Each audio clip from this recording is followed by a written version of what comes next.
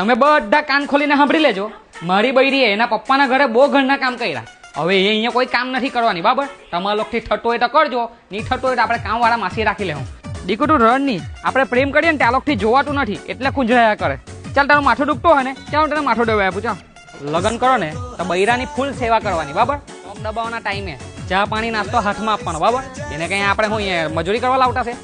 બાબુ સોના તું ઘરમાં જ રહેજે હે કે હું તારા હાથે ચાંદ તાળા તોડીને લાવતો છે. આ મારી બૈરીના કપડા છે ને વોશિંગ મશીનમાં નહીં નાખવાના. હું કીધું હાથથી ધોવાના તો હરખા ધોવાય. તારી બૈરીને કે જાતે ધોઈ કાઢે. તેને હું અહીંયા બધા કપડા ધોવાળો લાવલો છે. સમજી હું રાખેલી છે મારી બૈરીને તમે લોકોએ? તારી બૈરીને સમજાવ, ચોમાહામાં આવે તો ગરબા ગાવાની થઈ.